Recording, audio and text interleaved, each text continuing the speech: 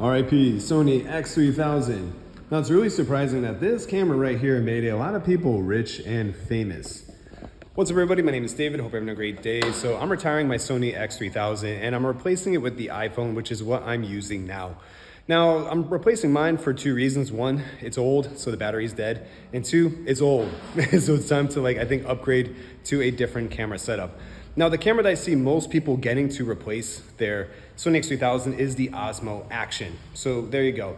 But I'm going to be using the iPhone because I want to do videos like this, like just quick little talking head videos. So I don't really need like an action camera per se. I think this setup is quite nice. So let me go ahead and share with you my setup over here. So let's take a look in the mirror. There we go. Okay.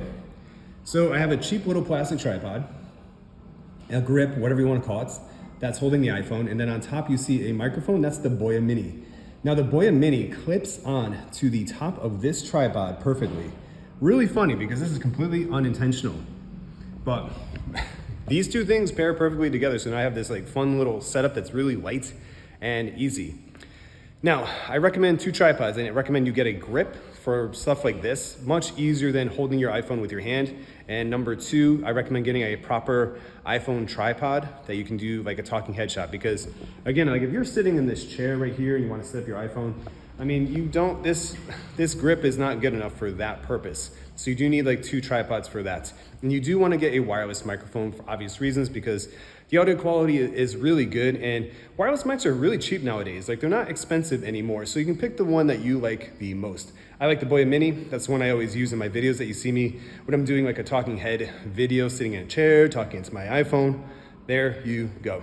Okay, and then the last essential thing that you need is to use the Blackmagic camera app, because that completely unlocks the iPhone. One, you can control the white balance, which I really like, because then you can change the color a little bit. And yes, you can change the colors in post, but it's really nice to control the white balance of the video that you're recording, because then I think it just looks better overall. And then two, wait, it's hot. And then two, you can change the frame rates, which I really like. So you can record again, 30 FPS, 29.97, 60, whatever. You have a little bit more granular control over that. And then the biggest thing for PC users is that when you move the video clips from your iPhone to your PC, they look great, because when you record with the native camera app, it records in a different codec. So when you move it over to PC, the colors are completely off. It's very dull, and it's what happened? It looks great on my iPhone and it looks terrible on my PC. Well, the Blackmagic camera app fixes that, because it records in a different codec that a PC can just interpret natively, so all the colors look great. Now, obviously, if you're using MacBook, then you can just airdrop and everything looks great out of the box, so to speak. But even if you're on MacBook, I would use the Blackmagic camera app simply because of the more feature-rich controls that you have over your camera and the video experience. All right, everyone, so I'll just leave it there for this short video. I hope you enjoyed it. If you did, subscribe and hit that like button.